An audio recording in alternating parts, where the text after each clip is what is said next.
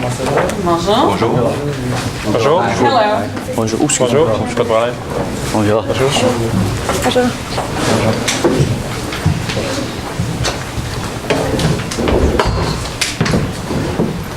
Je vais lire le règlement de la présentation en anglais. En français, c'est correct. En français. Donc, chaque équipe dispose de 20 minutes afin de présenter son cas au juge. J'afficherai un carton pour les 10, les 5, les 2 dernières minutes, les 30 dernières secondes de la présentation. Lorsque les dernières secondes du discours... Oups, je reprends, je m'excuse. Lors des 10 dernières secondes du discours, j'indiquerai à l'aide de mes deux mains le nombre de secondes restantes. Si vous n'avez pas terminé votre présentation après 20 minutes, elle se verra arrêtée afin de passer à la période de questions. Une période de questions d'une durée maximale de 5 minutes est allouée au jury à la fin de la présentation. Veuillez noter que vous ne pourrez en aucun temps dévoiler le nom ou la provenance de votre université. Je laisse maintenant les juges se nommer. Vous pourrez ensuite débuter votre présentation. Julie Pichette, directrice logistique chez Métro. Michel Turner, directeur principal ressources humaines chez Métro. Simon Bernier, directeur vente et logistique à la Fernandière. Pascal Forget, professeur génie industriel, UQTR. Mathieu Budec, développement des concessions et opérations pour Aéroport de Montréal. C'est juste un commentaire. Pour la période de questions et réponses, si vous êtes plus à l'aise pour nous poser des questions en français, ça nous convient aussi. Metro. It's a multi-billion-dollar success story of Quebec. You have over 65,000 employees and you're enjoying an amazing prosperity that only your stakeholders can enjoy and love. But you're at a critical path at this point because that boogeyman that can definitely hurt that is out here. My name is Michael. These are my colleagues, Ryan and Marianne. I'm here, we're going to present to you where's Metro now, where would we like to be, where you like to be, and how that can happen. So the first thing we're going to show you to start this story off is where are you, where you want to be, and how you get there. So what we understand from Metro's current position is that you have a infrastructure weakness. You have shown that the infrastructure, the building you have in place in Montreal is not able to meet your capacity, as well as foreshadowing some production or inventory problems, not to mention the Montreal roads that are not included in this. So what happens is, based on that, you want to also make sure that you're able to grow with the company, in a sense to make sure you don't have training wheels. You have a bike that can go with you wherever you want to go. So that what we plan on doing is designing a new efficient distribution center that you have purchased with your hard money and show you how you can make it as efficient as possible to meet your demands now, tomorrow, and forever. So we're going to begin with an analysis at this point. So we're just, with the challenge. So to reiterate, so you said you have 7 specific criteria when looking at your implementation on this new plant. So the first one, obviously, you want to have the room to grow. You want to meet standards that your clients and stakeholders expect and know of you. And obviously you want to make sure that these precious foods, such as cold food, have to be met at a standard, as well as sufficient capacity, new tools. So you show all this. What we get from this is that you're telling us we have to meet these in order to make sure that you can meet your demands for your clients. So now I'm going to go to analysis part. So we're doing external. So just to see what's going on, what's the landscape, what's happening out there. So the competition-wise, there's not a lot of barriers when it comes to entering the market. You can have a mom and pop shop here or there that can just go directly against you and have different advantages and disadvantages that you do not have. Industrial, what this leads us to believe is that because there's so much increased number of competition, that there's a huge attack on margins. So there's not a lot of emphasis on margins, so you have to keep your costs low. So that's what we say. And based on that, we can only assume that there's inelastic demand. And what we mean by that is that your consumers love your products. They're fresh and beautiful, but at the same time, they want a great deal for their bang, their buck. That's what they want. They want to make sure that they get the most out of their dollar. And logistics-wise, what we found out that since 2005 to 2007, from our research, was that a 22% increase in logistic costs in Canada. That includes Quebec and as well as your markets in Ontario. Again, what we really get out of this is the fact that you have to put a huge emphasis on your costs because your competitors are immense. They can have more resources, and you have to make sure you bring the most value to your to your consumers. So then we're going to internal analysis. So distribution center, like I said, it's outdated. You got to find a new one, new car, new leather. You want to have something that's great. Employees. What we found that, again, they're unionized, so that's very important, but you just signed a 10-year lease with a contract with them, which means they're very happy with you because they want to continue working with you and to grow with you. Products. Diverse population within Montreal. An example is Adonis. You just recently bought that because of their diverse values in the Middle Eastern taste and food.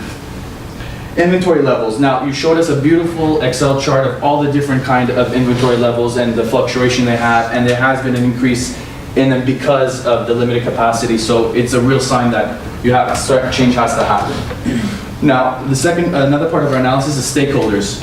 Whatever we implement, what is it going to affect and why? Employees, obviously, because they're there with you. They're your partners. They're helping you. They got you this far, and they're going to help you get to the next level.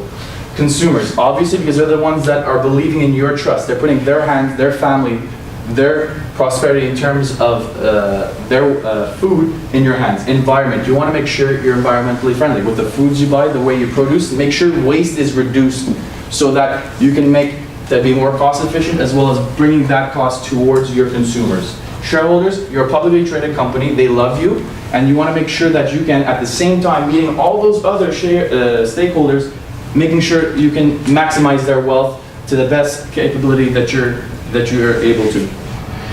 So now we're going to move on to recommendations, which my colleague Brian will continue on. Thank you, Michael. So to be very clear, you guys currently have your distribution center, and to maintain that separate distribution center would require a ton of renovation. And even at that, you won't be able to grow at the rate that Metro is currently growing. There's no relocation or there's no expansion really possible at that center. Looking at the other alternative is to have a new distribution center. You've already purchased the land in Laval, as you know. The only downside really to this is it's a relocation. All of your employees will have to relocate all the way from downtown Montreal to Laval. However, the upside on this is unbelievable, and the most important reason why you will need to shift to a new distribution center. The growth potential will be able to sustain all of your future growth. Moving on. This is what we came up with as your future facility design. I'm very sorry for the graphics. It's what we had to work with in PowerPoint. Basically, this new design is going to be much larger than your current design. It's actually going to be double your current capacity. Your current capacity is about 125,000 square feet, and it's going to improve all the way to 245,000 square feet. I'll go a little bit more on this now. The key aspect of this brand new design that isn't currently employed in your old facility is its cross-docking station. What this means is you're going to have docks on both sides of the facility. So the incoming docks will be on top, and they'll load directly into the storage facilities. On the other side, your assembling and your assembly is going to be done here in 38% of your total floor space. I'll touch a little bit on that later. And then your 20 docks will be moving outwards. Your reception is going to be a beautiful reception hall at the very beginning, all the way where your road is located. So as they come into you, you're going to have that reception that shows that you're Metro and shows that you guys care about your distribution and care about all of that. Moving on. So on top of that, to house all your offices without losing any of that precious inventory space is above the loading docks here. There's going to be a second level. This second level is going to be 20 feet above ground level, so that all your trucks will be able to be loaded in and out. But on top of that, you're going to have all your offices along here. What's further great about this idea is that your quality control team is going to be here, and they're going to be able to survey all of your possible employees working underneath, and you're going to have a better control of your employees. Moving on a little more. So in order to accomplish this is going to require a new road to be built. Your current road comes in like this. The new road is actually going to be a circle so that the trucks are able to go all the way around. The incoming trucks will be able to drop off at each of the specified docks, whichever is needed. So if they're dropping off the bananas or the 45-degree fruit, it all goes to that specific place. As well as they'll be able to make the turnaround and then immediately load it with the pallets already loaded, ready for distribution. The key is everything here will already be assembled. There's going to be a brand new innovative system to monitor your assembly as well. So you're wondering about the dimensions of this brand new facility. The square foot capacity, as I mentioned, will be 245,000 square foot capacity. That is just the floor space. It's going to be 42 feet high. The reasoning for this being is your highest forklifts are able to reach 34 feet. What this means is they'll be able to reach that level, but then because we want to make the extra space, you're gonna have to add another 87-inch pallet space, so that you'll be able to increase it that extra 8 feet. So that's why it goes from 34 to 42 feet high. It's 350 feet wide and 750 feet long, as well as these are all split up in between. The reason why dairy is actually has a bigger picking assembly than the normal one is because the dairy products account for, I believe, almost 40% of all of the different products. The fruit account for the other 60%. So with your majority of your different kinds of products there, it's the most important spot to have the assembly. Furthermore, because of the future growth is expected at 4% of new products each and every year, 4% of your dairy products is going to grow substantially faster than 4% of any of your fruit products. So by having this outline here, you're going to be able to grow with the future demand. Furthermore, you see a little corridor right here. Right now, this is just simply a corridor to increase your efficiency of your trucks running, or your forklifts running back and forth between the unloading and the loading of it.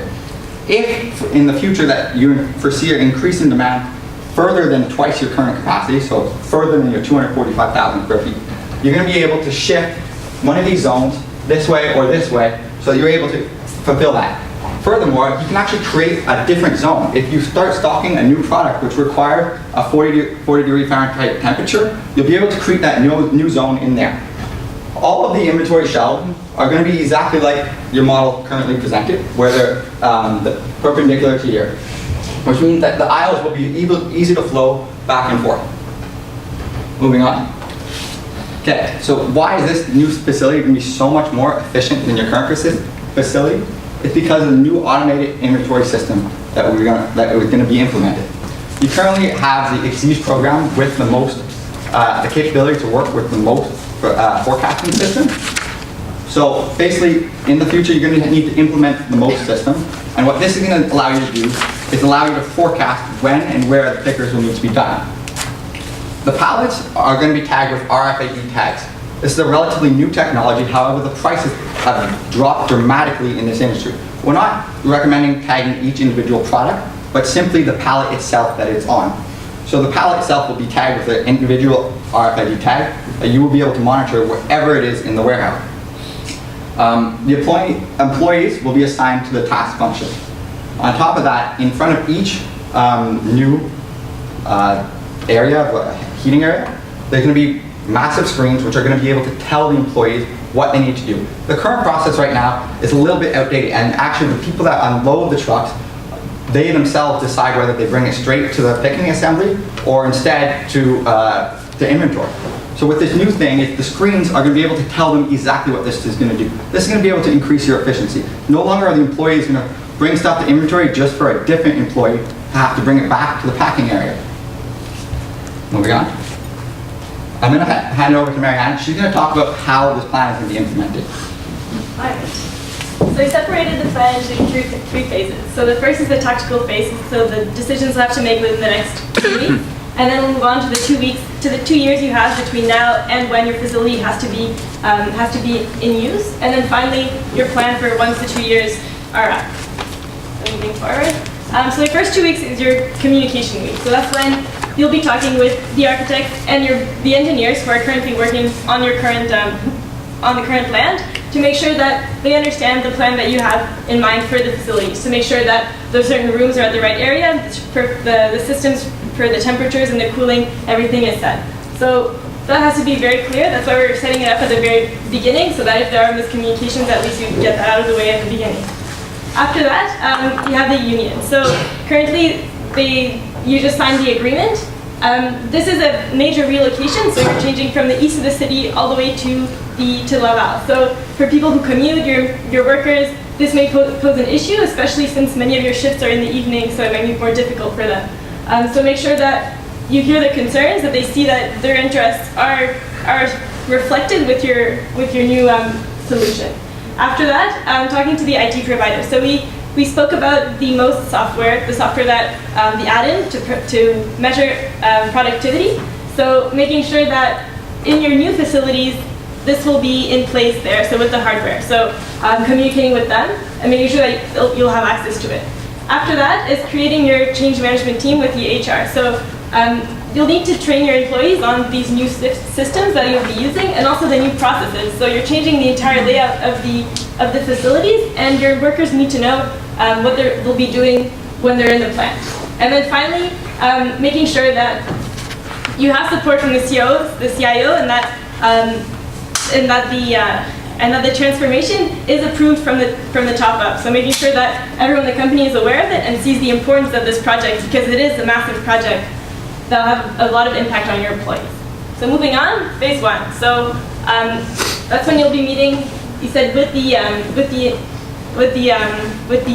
IT team to make sure that your systems are in place. So this is what we spoke about earlier with the tagging, also making sure that you have in place a database to make sure that you can keep accounting of your productivity, and make sure that you have a team that can analyze it and make sure that you can track the productivity and if it's going up or down with your new inventory, with your new facility. After that, your change management team. So they'll have to create the program to make sure that this transformation goes smoothly with your employees. So making sure that the proper training is in place. So for the new softwares, making sure people understand, even making sure that people can decode the display screens that'll be given each function, what their tasks should be according to the RFID and where the inventory is at the moment. After that, once the facilities and the equipment is put in place, they'll have to make sure that employees know where things are located, where the equipment room is, and where they can find different equipment if it's needed. And then finally, making sure that they use the software. So moving on, once the facility is set up, keep going to phase two. So after 2 years, you need to make sure that your quality hasn't changed at all. So make sure that the products are still kept at the correct temperature, and that's where the quality management team will be. So making sure that also the data accuracy, your productivity, you're able to account for it accordingly. And then finally, your human resources, seeing how your employees are doing, because you will need to hire a lot of people, and then finally your planning. So for the future. So with these results, we'll have limited congestion because your roads now offer this cross-docking allows for more fluid transportation, and then you have better tracking systems to calculate how your employees are doing. So now we've gone over this, we'll look a bit at the costs that are associated with this project. So this all sounds great, right? You're going to have a brand new system, it's going to make you much more efficient, and well, guess what? It's not going to cost you, I'm kidding, it's going to cost you around $50 million. The largest portion of this is going to be your property, plant, and equipment. We've estimated approximately $42 million for such equipment. The facility is going to be a massive facility. It's going to be 700 feet long by 350 feet wide by 42 feet high. This is an unreal amount of square feet. This is going to cost a lot to build. However, fortunately, it is in Laval, where it's a little lower cost than your current facility in the old port. The personnel. So this is more training, and this is going to cost about $8 million. You're going to have to train more employees, as well as hire more employees because of your new shift toward more capacity. Using the same amount of employees, even with the increased efficiency, will not be able to obtain you twice the amount of efficiency from the employees. Lastly, your IT infrastructure. This is really related to your RFID tags, as well as those giant screens, which are going to be able to show which employees need to do which, what, and when. The IT infrastructure is a ballpark estimate that's going to be dependent on your contract with the Exige software developers. Although expensive, it's necessary that a new distribution center be made. This new distribution center will guarantee your success in the future, and we'll be able to leverage lower costs for your bottom line products. You are opening many new discount stores throughout Ontario, and if that trend follows into Quebec, this will put you at a competitive advantage. You're going to be able to obtain lower logistic costs, which will translate into lower total cost, which you can even pass along to the customer to increase your demand. Moving on, there are some risks and mitigation or risk with this plan. However, we have come up with several mitigations. One of the largest risks, unfortunately, is that the union is opposed to the relocation. It's a large relocation, and the transport time from one to another, from my personal experience, is about an hour from Laval to the old port. That's quite long. The mitigation is really, it's a 2-year notice. You've already signed a 10-year lease with the new, with the union, so we hope that you'll be able to continue working with them. The delays in construction. You're going to have to, if there's a delay in construction, unfortunately, you're going to have to renegotiate that lease to have it continue working at the current location and process. it's unthinkable to not be able to have a distribution center at this time. So that lease will be the mitigation. And the IT usage is low. Basically what this means is your employees aren't ready or ready to adapt to the new IT system, which tells them what to do. They prefer more autonomy. The mitigation to this is you're going to have to offer more training and review the hardware location. Perhaps the screens are not in the right location, or perhaps handheld mobiles which tell them what their job is perhaps a more efficient solution. So as our solution is presented, it clearly appeases all of the stakeholders. Your employees are going to have a brand new facility, which are much more space to work in. They're going to be able to have more efficiency. Your customers, as I mentioned, you're going to leverage lower pricing.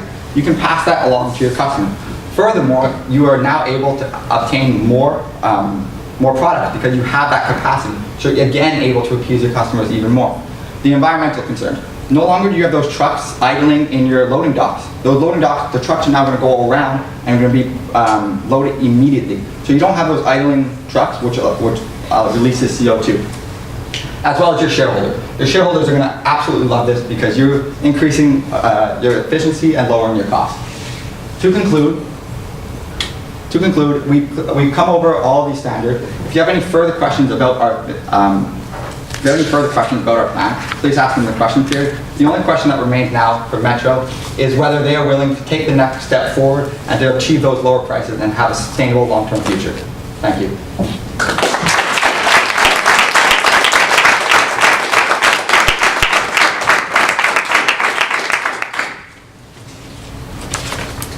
Can we go back to slide 8, please? Wait, I just don't want to mess with Sustainable Yeah. Fast. Can you do a bit of explanation on how did you come up with that sizing? Actually, it could be, I think, maybe slide 8 or 9.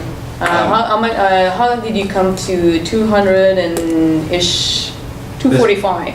The 245 is just your square foot capacity underneath. What we wanted to do is to actually double your current capacity because having more space, although it translates to a little more holding cost, you're efficient, it will pay back immediately on the efficiency. Your employees are no longer going to be running each other into aisles, and you no longer have to use those tight 7 to 8 foot aisles, but you can actually use the 8 to 9 foot aisles in the forklifts, which is a big increase for your forklift drivers.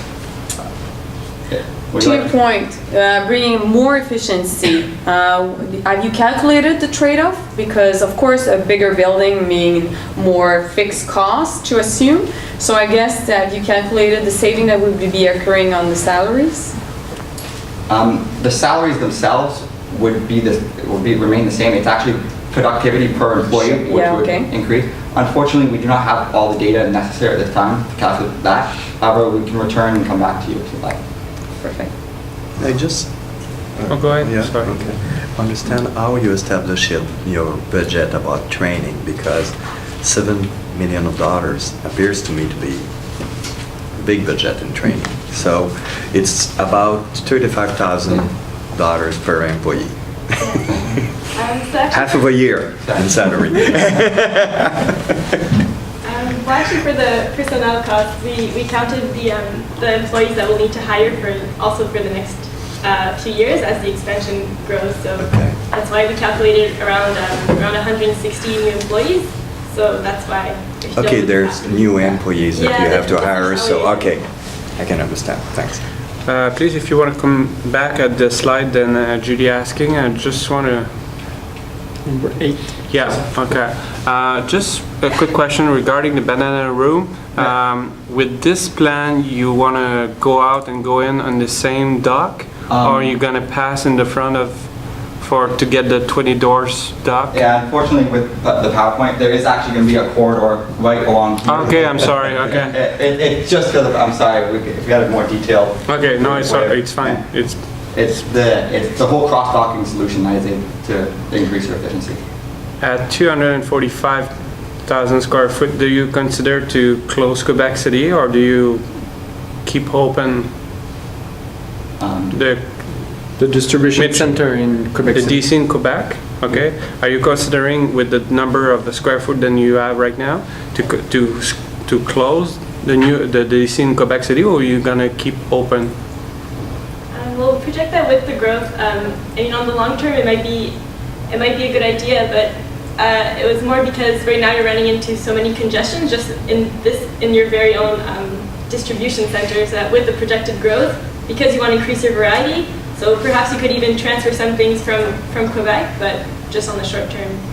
Just to add on to that, because of the distance between Montreal and Quebec, and a trucking cost about $1.5 per kilometer for your truck, the cost of trucking from Montreal to Quebec may not pay off to close your Quebec plant. For your budgets, for the estimated $42 million for the plant, could you elaborate on how you came up with that figure? So what we looked at is we decided, well, we already purchased the land, so we assume that's obviously a sunk cost. So what is it going to cost us to build it from the ground up, to get the material there, as well as assuming there could be several delays because of, different seasons. So what we decided was it was going to be the most expensive, obviously with that speaking. So it's going to be a completely renewed design, as well as the new tags we're going to be implementing.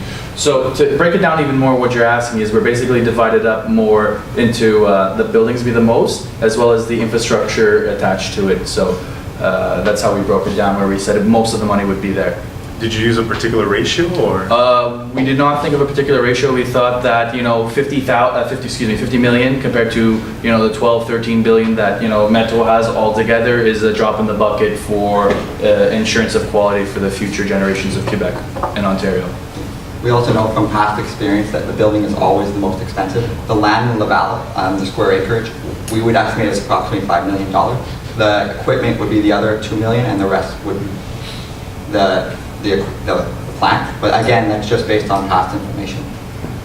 Thank you.